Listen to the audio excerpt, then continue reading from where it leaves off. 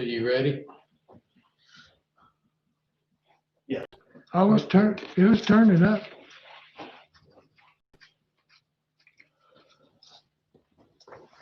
Go ahead. Testing 1, 2, 3, 4, 5, 4, 3, 2, 1. Go ahead. Everybody hear us? All right. I call the November 2nd Utility Committee agenda or committee to order.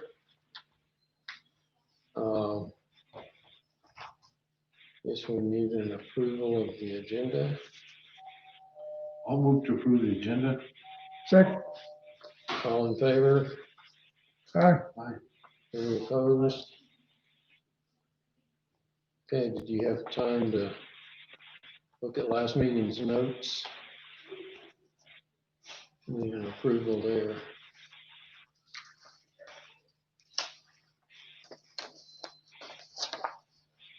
Good again. So moved. I'll second that. All in favor? Aye. Yeah, that is the first thing is the new proposed ordinance on water wells that Eric's wanting to get cleaned up. You want to take that, Eric? Sure. Let me share my screen here. Zach's in the room, right? I think I saw his head shining there when he walked in. So Zach Cook and I, through the past couple applications for domestic wells in town, have compiled a list of changes that Manager Dodge had recommended Zach, and then also our water rights attorney, AJ Olson. And so we've taken those considerations plus the two existing well drilling ordinances, one from Rio Rancho and one from Santa Fe, and kind of mashed them together into a new well ordinance. And so Zach and I are proposing that we just scratch all of the old domestic well ordinance and replace it with this more clear-cut version that is going to help us keep track of why drilling rigs are in town, and then also have a explicit process for application. So there's steps in item 9 and 10 that shows the details that we need to actually make an informed decision about domestic well applications. And I'm hoping that by having this kind of detailed process is going to help people from just applying for a domestic well, because this is actually going to require some commitment. And they'll actually see that, you know, most all people that are trying to get a domestic well in town aren't going to follow the criteria that we require. And so hopefully we'll have less grievances in the end. It's not them just thinking that Eric looked at their letter and rejected them for a domestic well.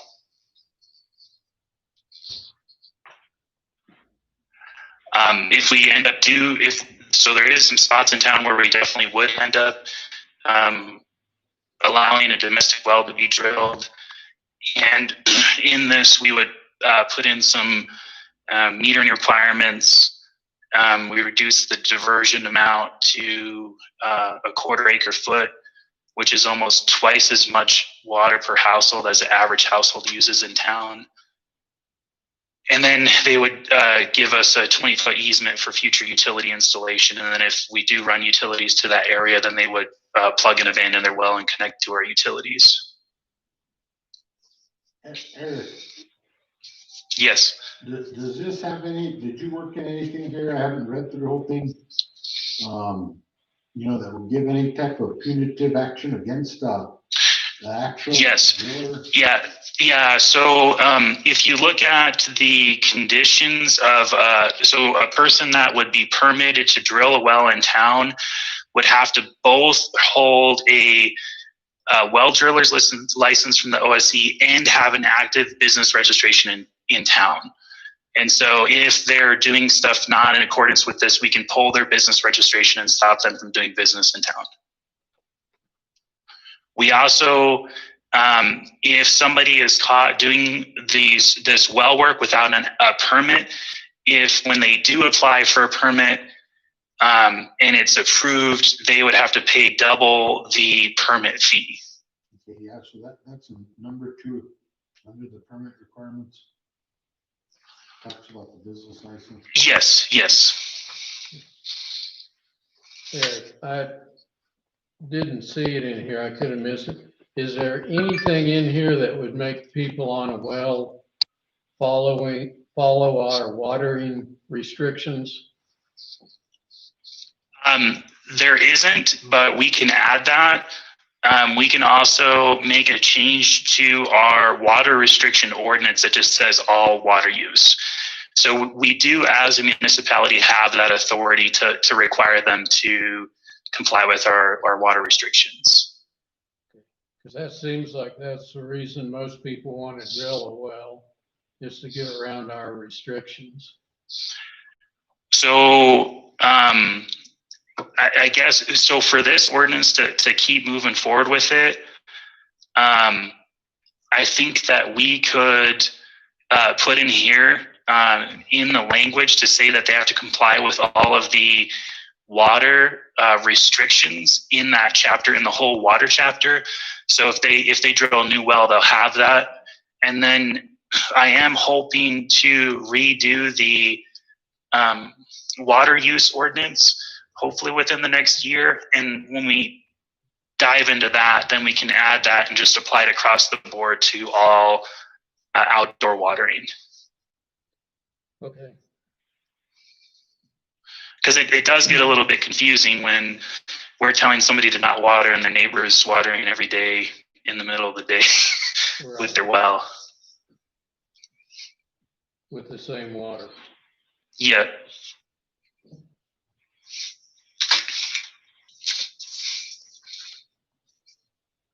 Are we going to put this on for a public hearing next week? Is that planned? So it's not next week. So we're advertising the public hearing for the December regular meeting. Oh, And so I just wanted to give you guys enough time to comment on this. If you guys wanted substantial changes, that would give us enough time in case if we had to bring it back to the utility committee for recommendation. But I did want to get the recommendation from the committee before we take it to council. Did you request a hearing already? Yes, so that's already been put in the agenda for the regular meeting. So that's what's on there. So I guess the state under the, I kept up with that for quite a while, but haven't read too much on it recently, but I guess cities are allowed to have ordinances now on domestic wells, and you don't have to show any kind of impairment or anything in there, just bango, you can.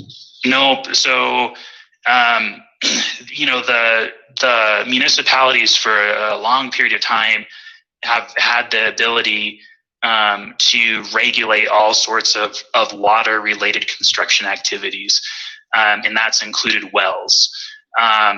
More recently, the legislature's given us the ability to deny the domestic well drilling. And when you look at all of the hearings at the Court of Appeals and Supreme Court, Santa Fe did a lengthy battle to really show that they have the authority to regulate domestic wells within municipalities.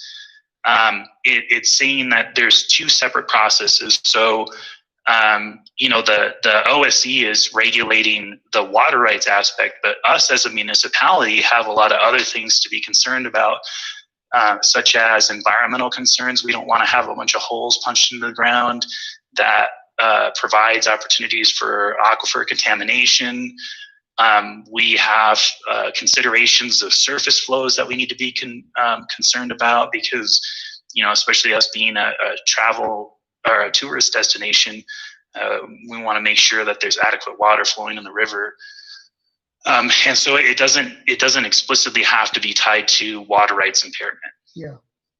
I guess that, have you seen that existing water, the map from the OSE's office that shows, I'm sure you have, all of the wells out around Alto and Ruidoso and all around this area? Yes, yeah, there is quite a bit of domestic wells, and you know, I would admit that in the whole scheme of the entirety of the state, you know, domestic well use is not a whole lot of the water use, but in a place like here where there really isn't that much agriculture compared to some of the big irrigation districts, and then our high kind of density rate with lots, it's actually starts being quite a bit of water that's being utilized in these domestic wells. Yeah.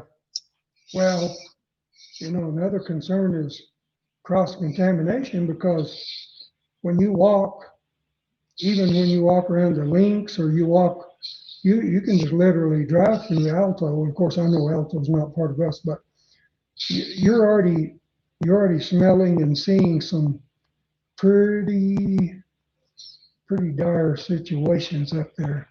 I think this is good. They need to be careful with these domestic wells inside the municipal corporate limits. Yes, and you know, this is you know, the county has a moratorium on, you know, subdivisions without water rights. So you know, this kind of coincides with the county's stance, and you know, the legislature even when they're doing subdivision reviews for the OSE, you know, they try to make sure somebody doesn't move water rights off of a piece of property and then drill a bunch of domestic wells to build a subdivision and kind of double dip. Yeah. Yeah, they were promoting that for a while until they figured out it wasn't a good deal. That was not good.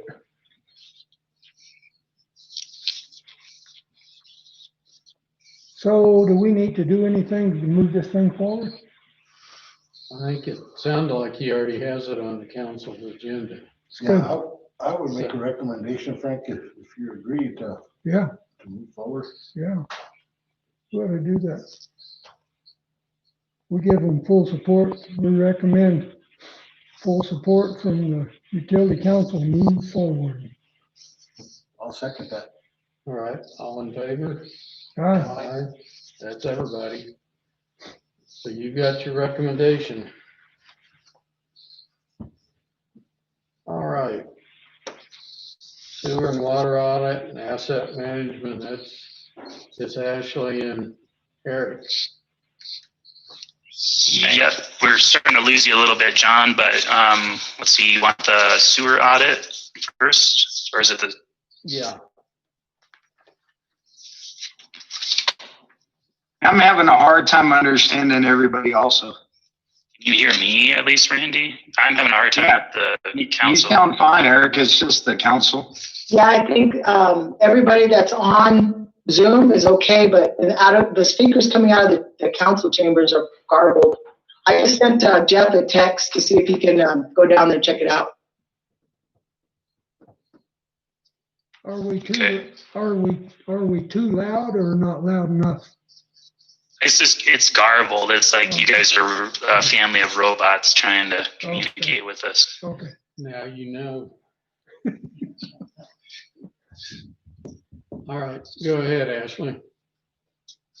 Okay, so for the sewer audit, the people that we have confirmed connected is 153. Through the sewer audit, we've had 62 people connect ahead of the audit, leaving us with a total amount of 215 people out of our 200 that have been connected to sewer. How many letters are you getting ready to send out here soon? I haven't calculated it, but it's roughly about 8 pages. So probably like 60 or so. Probably. So Marty is working on that list right now. So once he clears the recommended letters, we will be sending out a new group of letters here soon. We forgot that Ashley works here. We haven't seen her for like 6 months.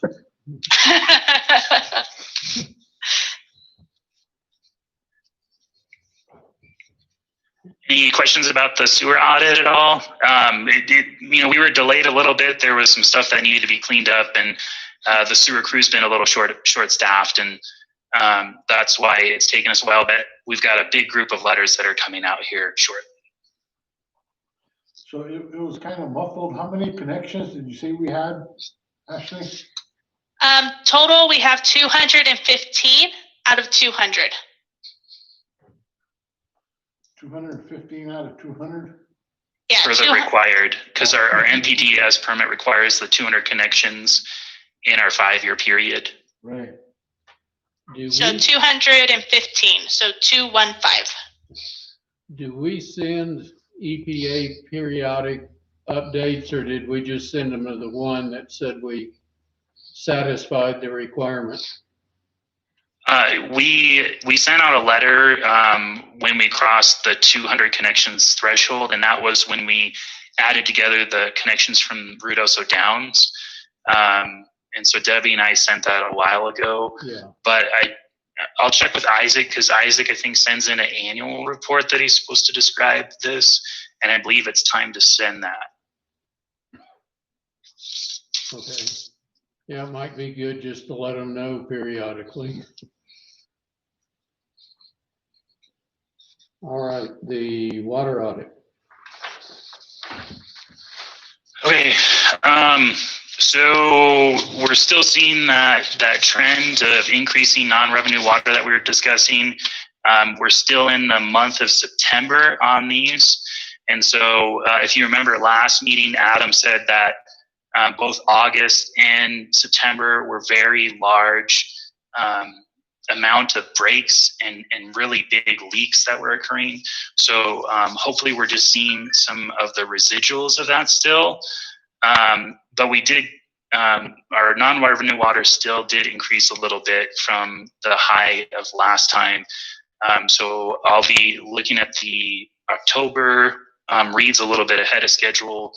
And then Adam and I are going to be coordinating the leak detection services.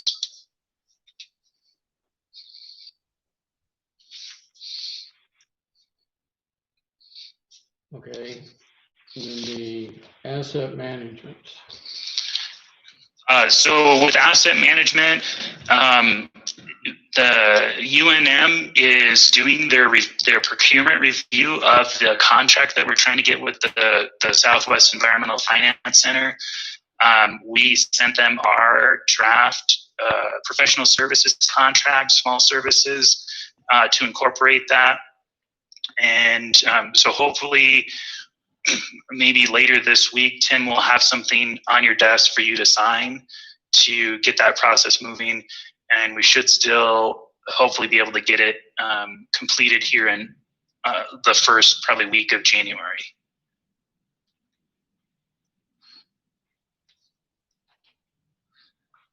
Okay. You know, Eric, just going back, I was still looking at your draft on the water consumption.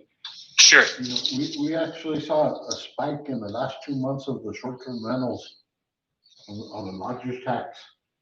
And, you know, if you were to compare it, I think it would probably coincide with some of your So we did see a big spike in, so if you look at the dotted yellow line, that's our sales. So we did see a huge spike in water sales in June, July, but the water sales have started decreasing, but they are still up quite a bit when compared to other Septembers. Yeah, that's one thing I'd really be interested in is, like what you mentioned this year compared to last year. We know lodger's taxes, you're seeing a spike in that, you think, for, when's your last report? the last 3 months of lodger's tax has been up compared to last year. Yeah, but that, what did that end, October? Yeah, it's a month lag. So you already got October? Yes. Well, we But got, no, we got, We just finished November, so we just got, September. September, yeah. Because I think October's gonna be, well, from what I could see, I mean, these houses are, I guess you could run a meter usage count from up here in the front office, couldn't you? Of how many used last year, or say, just pick a month, October, November. October, November would be really two good months to see, like if you got 3,000, say, using in September, October, and then see how many you had using, not how many gallons, just a number count and see, because man, it's gotta be a big increase. I don't know. The other thing, Frank, is in some of my spreadsheets that do some calculations, it calculates the number of households that we've seen greater than 500 gallons of usage in. Yeah, Because then we can assume that those households have kind of more frequent visitation, or they're being used full time. Yeah. So I could pull some of those numbers and kind of plot them out and show you guys the tabular form to compare those. I think that might tell us something in the future, because actually, I think with the tools that you have now, say for instance, house rents on Friday, they roll in there and you got 6 people in the house and they roll out on Sunday, you can actually track that by 7-day period, can't you, in there? Yeah. Can you show weekend and week usage? I think one of the things we're seeing on the short-term rentals is longer stays, Yeah, because people are in because of COVID. They're yes, coming up here, they're working from here, They they're are. school from here. I think the more we can get a handle on that, it's gonna tell us a lot, because this is something new to Red Elsa. I mean, we never experienced this in my 65 years of being here. Never. Yeah, it's not rolling up on Labor Day anymore. No, No, and it's not slowing down, and just think, we got November, December coming. So that's when I'm looking at Eric's number. When I look at this and you see like a month of August, yeah, that's when, but it seemed like that was always the trend. When you have big water usage, you have bigger water loss, and are we still kind of seeing that? That's the trend, isn't it, Eric, or not? Yeah, we have some of the highest non-revenue water that we've seen in the last 4 years. Yeah. Well, and see, And part of that could be just prolonged system stress. Like, yeah, like I was saying, these 2 last months here, Adam reported a huge amount of leaks that were occurring. by the way, we had one on our cul-de-sac, and I gotta tell you, the guys did, if you're ever worried how quick they can get on one, as soon as we called it in, they were there marking it. We're talking about, we're waiting on PMM and all other utilities to mark, right? So they got there really quick. I'd say within an hour, marked it. Within 30 minutes after it was totally marked, the whole crew showed up and repaired it, did a good job on repairing it, and we're gone. So, if you wonder, we're not just letting water pour out of the ground somewhere, They're doing what you said, Eric. They're doing a really good job, I think, on the timeline of the leaks.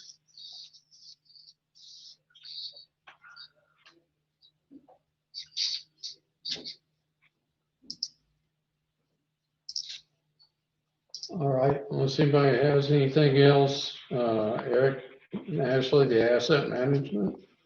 Oh, you did that. It's, Randy, Alto Reservoir improvements.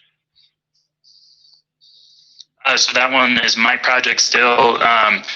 We're just still working through the current RFI that Moles and Corbin sent us. We're developing the scope of work for the pressure test. This project's been pretty heavily delayed, and it's really on us. We've had a hard time doing some of the locates for the water line.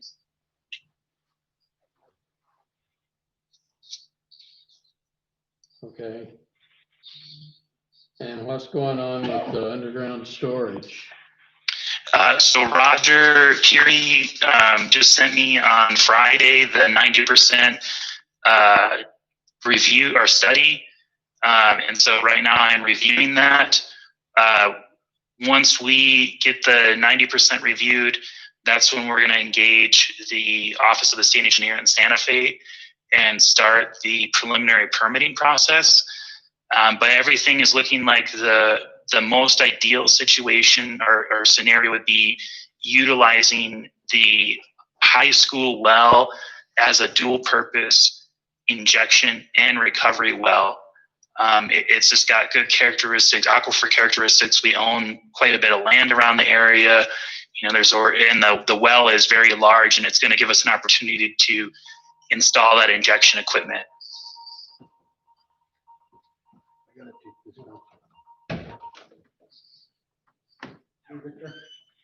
out. Okay. Do you foresee any problems with the state engineer's office on this? It's still a relatively new process. I think at this time there's only 5 approved permits in the whole state. So Roger has, his firm has participated in several previous applications, and he thinks that this will be a relatively smooth process, but when we say that, then it's not.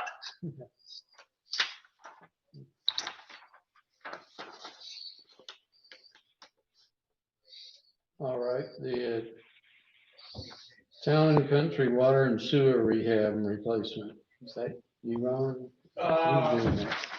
I think Samantha and Eric and Karen, they all sat in the implementation workshop. Do y'all want to give a, can you all hear me okay? Eric? Yep. I can hear you.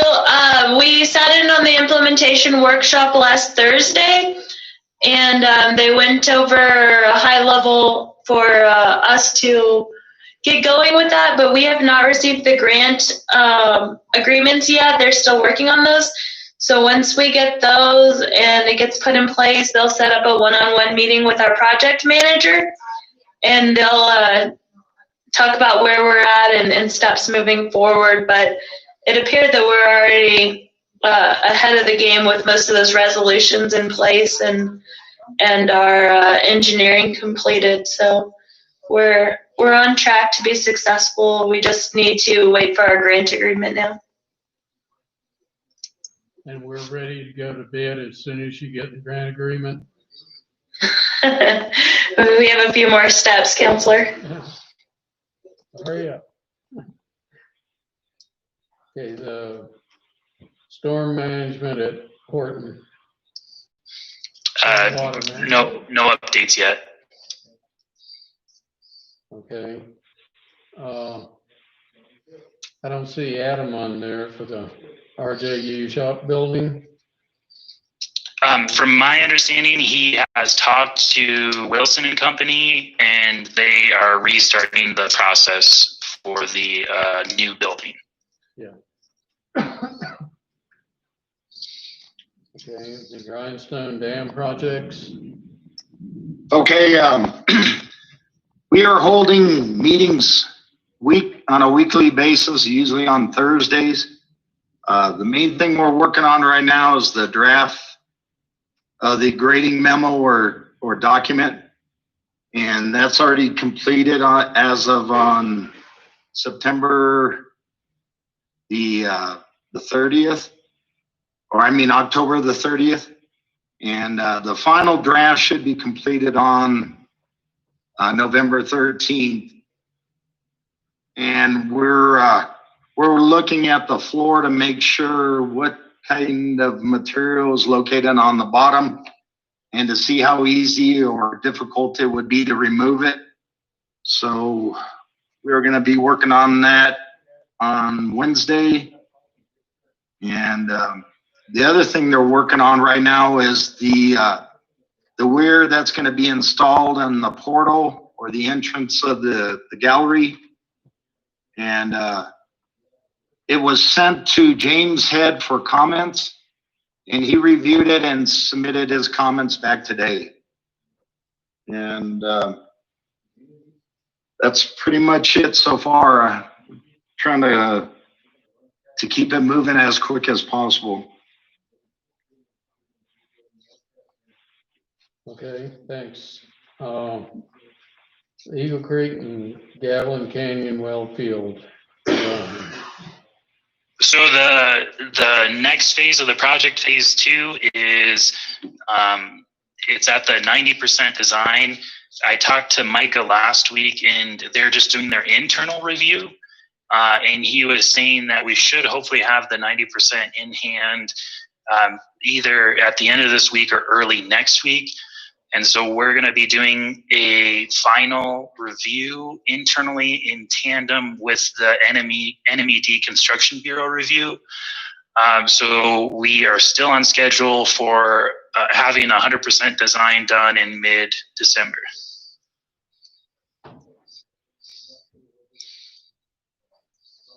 Okay, and then the hazard mitigation and stabilization. Are you, Karen? I'll go ahead and cover all 3 of these phases for the hazard mitigation, the lift stations, and the restoration. Hazard mitigation and lift stations, of course, are awaiting all 3 of them are awaiting the final approval of the FONSI and the EA. We got word from FEMA EHP last week that they were done with the review. They approved everything, but apparently, again, we didn't notice that it goes to another review on the PA side. So now the final decision comes from the Department of Homeland Security. So we're waiting on that right now.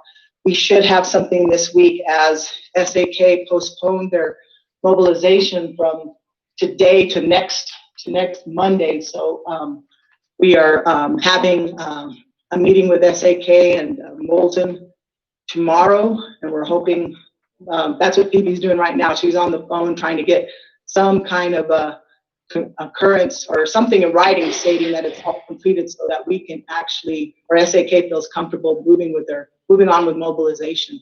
We're planning to send some people down this weekend to get things lined out already. So with that being said, that is what's going to get everything moving again. With the restoration and hazard lift station, we are lacking a few more easements. The hazard mitigation easements have come through. I mailed out 31 easements last Monday. Today we mailed out another 28. Mind you, we're looking at 130 plus, so we're getting really busy with easements right now. So with that said, we're hoping that any day now we get the final written approval, because that's what SAK's, of course, needing, like everybody else. They need that written approval or a written FONSI, finding of no significant impact, to move this project or hit the ground again. Yeah. So I'm thinking any day, any day.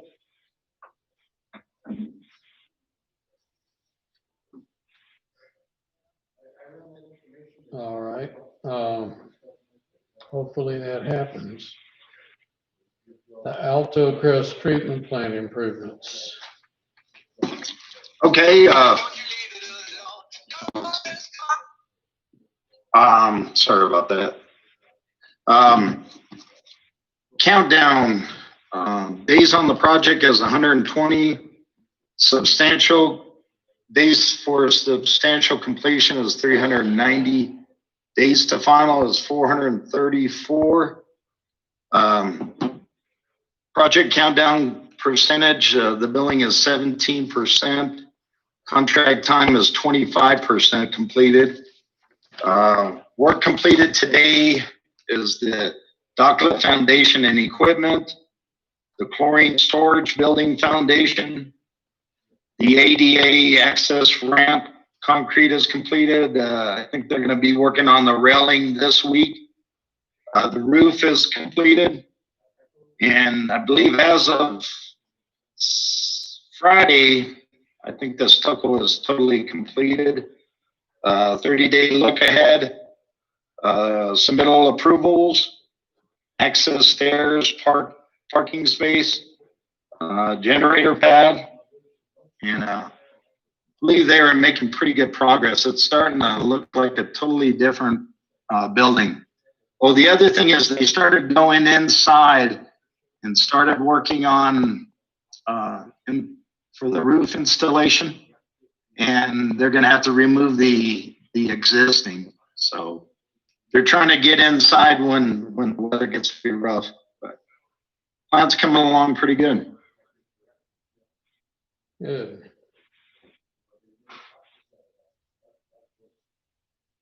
Okay, Eric, what about Apple Orchard and Middle Gavilan Wells?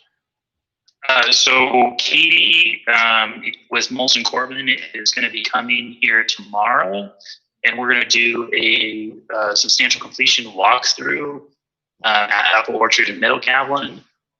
We still have some minor stuff that needs to be completed. We're still having issues with the commingled water line on Ski Run Road. It's got a small leak on it. And we weren't aware of it, but there's actually a welding certification for the CCP water line. And there is a couple companies that are in New Mexico that have that certification.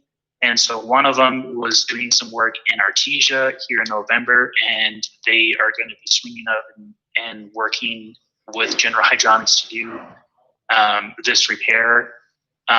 If this well doesn't work, then it's likely a material defect, and we would put in a special sleeve that is built for the CCP water line. But other than that, everything has been going pretty good with the project. They're starting to get the PNM and Otero are hopefully finishing up the electrical connections here in a bit, but that's going to be one of the biggest holdup is the electrical connections.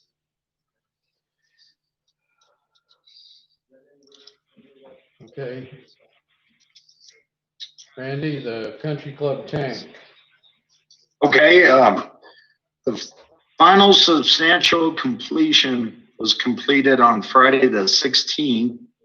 Mosen and Corbett completed the documentation for the substantial completion. Believe it or not, all the leaks were fixed and the punch list items are all completed. Working on the closeout documents, and we plan on probably bringing it to council in December. And I know Karen and Courtney are waiting on some of the documentation to come in, but hopefully we can get this thing closed out. All right, well, good. At least it's not leaking. No, that's a good thing. Yes. All right, sewer line and manhole restoration. Karen covered that in her last That- grouping. All that, okay. And Alto 2 well improvements. So we got the GIS data, and we're doing a final walkthrough with Katie tomorrow, and we're going to confirm the GIS data.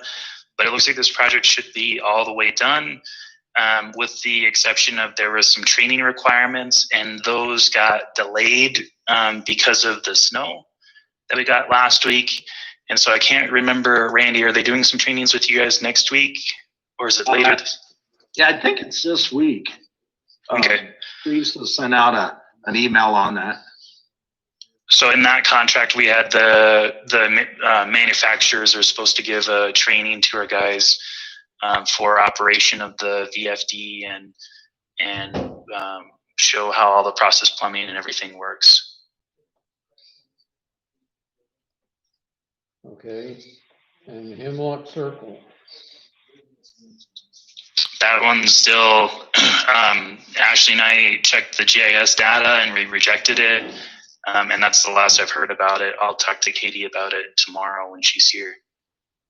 Eric, on that project there, was Katie the lead engineer? Was it,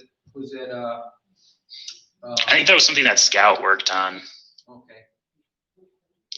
All right. Everything's done. It's just this GIS data, and we, I had a meeting with Lawrence Brookie with General Hydronics, and he had agreed to just taking half of the payment for the closeout documents, and then for Moles and Corbin to do it. And Moles and Corbin was going to do the GIS data, but their survey contractor didn't want to not complete their contract, and so they tried to do this and they didn't do it right.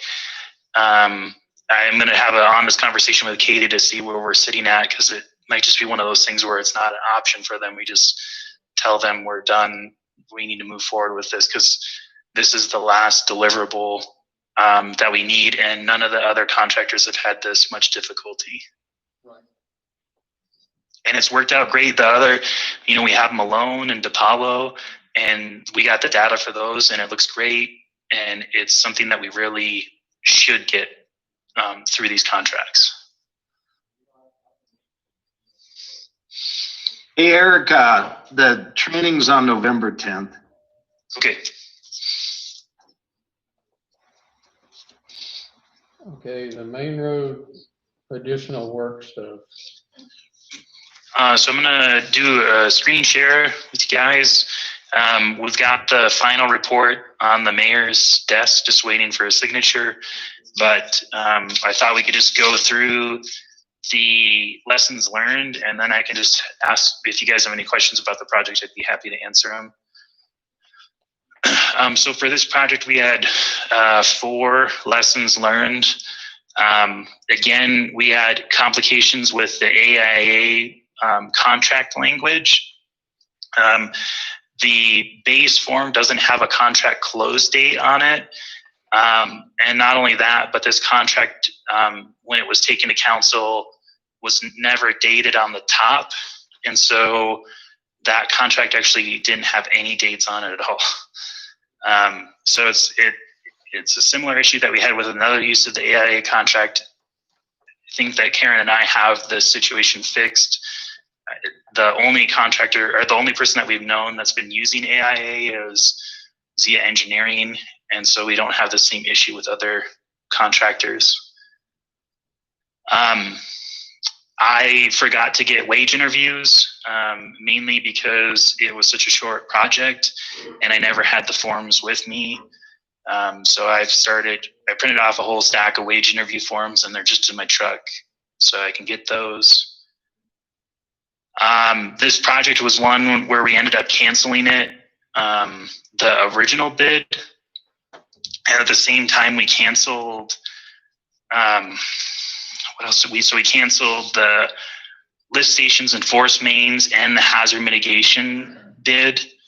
And I believe that there was one other bid that we canceled. And so we started getting a reputation for canceling stuff that the contractors were kind of griefed about. And so I got a feeling that that led to some contractors possibly not bidding on our work for a while. And so it's something for us to be aware of. And then we did have issues with the in-river fish structures. I wasn't able to make it down there when they started, and the engineer wasn't there, and so they ended up having to rebuild all of the fish structures. I think they would have been capable of doing it if somebody was there showing them exactly what they needed to do. And so it would have saved a lot of hassle if people were just there during the start of those structures. So those are all of the lessons learned. If you guys had any questions about the project, I think despite those, it went pretty smooth. It looks like part of your problem on having to reject the bids or cancel it was the engineer's estimate was not quite $40,000 under, or over 40,000.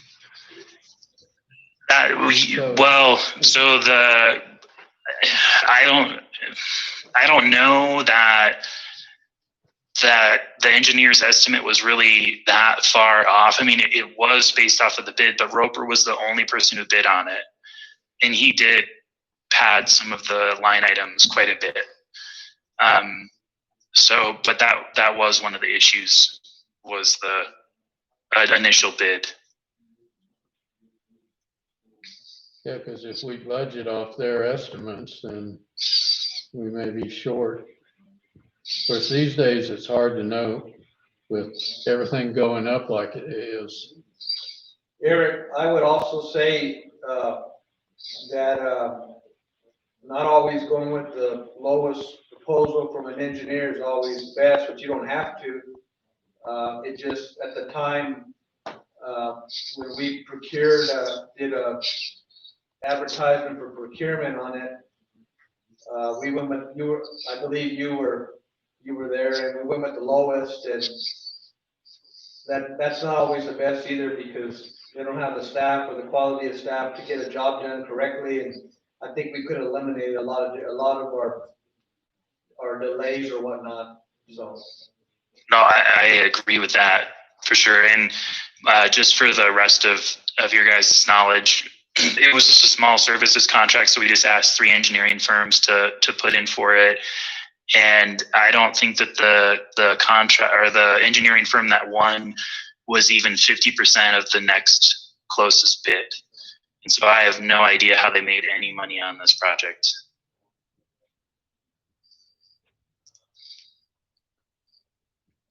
All right. So close out on Greenwell. Me and Courtney have started working on the final report. We're just still waiting for the deliverable from John Shoemaker and Associates for their report for the work. And we should hopefully have that here in a little bit. They were focusing their efforts on the underground storage and recovery process. And so I know Roger is working on finalizing that report now. So hopefully next time we'll get that off our list. Okay. Well, the underground storage is more exciting, so. Then a close-up report, yeah. All right.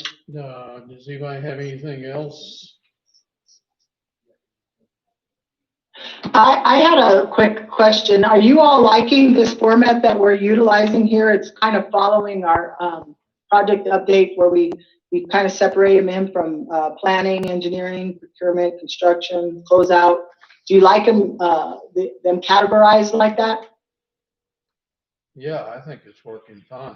Yeah, Okay. I do. It's very, very easy to follow and very good at explaining what's going on.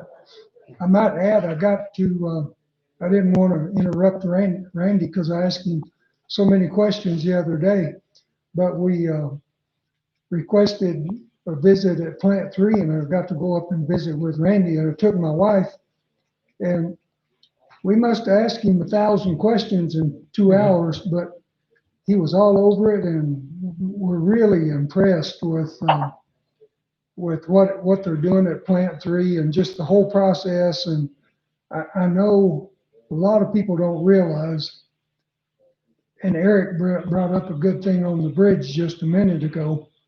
When you get in the middle of a project, you've had previous employees that don't work here anymore, that have kind of maybe, I wouldn't call it messed up a few things, but you inherit it. It just takes a lot of work and a lot of time, and the average person never sees that. But man, I'm here to tell you, I was really impressed with the work, with the process, with the knowledge.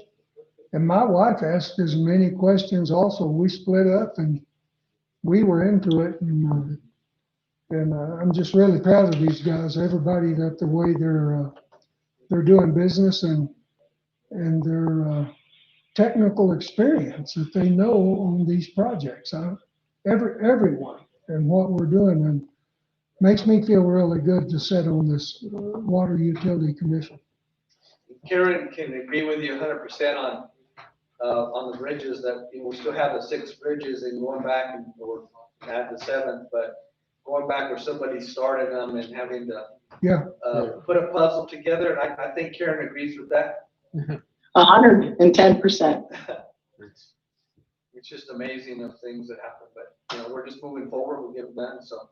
they Well- have- Well, we also have to attribute the fact that we've hired on some really good people. I mean, Randy does a great job, and he's handled these last 2 big projects very well. I mean, Yes. Country Club was a little, I mean, it started so well, so going so good, and then we had that little leak, but of course that's not to his deal, but he's tracked it. He's tracked that project very well, and now moving on to Plant 3. I'm glad Country Club's wrapping up for him so that he can focus on Plant 3, because it is a huge project, and so it's good that kind of that Country Club is wrapping up for him. But I have to say, they do a really good job tracking their projects. So Frank, have you been, has Randy given you a tour of Plant 4? Have you been over there to see all what he's done up there? No, I've been there a couple of years ago and things, but, He did a lot of new, and there at the, what is it, Randy, at the, what's it called, what's the well called? You had to do all that work after we had that incident up there? Oh, yeah. The emergency at the Yeah, wet well. yes. So Yeah. he's done a lot Yeah, of that work. whole building's basically all completed and remodeled, and yeah. it was a pretty good project.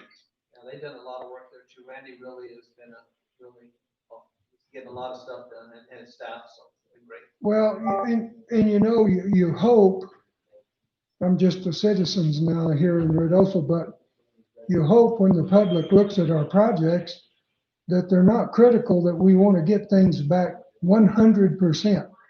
We want it to be the best we can possibly get it, because that in the long run just saves you so much money. I mean, this water conservation fund, everything, water conservation program, all those things will ultimately, because we're going to be here forever, so those things will pay off in the long run so much. And having good water treatment plants, having, you know, the leakage we're having right now is unfortunate, but I looked at the guys and they came up to me when I was right in front of my street, and I said, you know, these things are old. These lines are old. It seemed like they're maybe only 40 years old, but they're old, you know. So Right. But that's at what least they're happened. being addressed now. They were ignored for a long time. Oh, yeah. There was not only that ignored, everything was ignored. Yeah. And that's what happens with a lot of rural communities around New Mexico, is they'll receive say a CDBG grant or type of funding for new treatment plant or water treatment plant. They have the money up front, but they never have the operating capital to maintain it or to do anything with it. Right. And, you know, 15 years later, 20 years later, it's ready to collapse, you know? Yeah. And then they have administrative orders, so. Right. You know, they've really been there addressing it, making sure, you know, they know what needs to get done. And in the past, when I started here, I mean, we had some major issues with Plant 4. And, you know, it was a mess. Well, And, so, I just happen to remember those nasty articles in the newspaper Oh, about, yeah. and I'm sure Randy had a lot of fun dealing with that back Oh, then. he had to go in there and just, pull his sleeves up and get to work. And, so he's really, changed a lot. So we But- do give That Randy a was lot his of. welcome to Ruidoso. Yeah. Exactly. It's, We're just- it's fun when you go on the site and you get to talk to these guys, because no one's afraid to mention things and no one's afraid to ask questions. And I already know the questions and know the problems and a lot of that stuff, but it's really interesting to see how the process that we're using to get through these problems.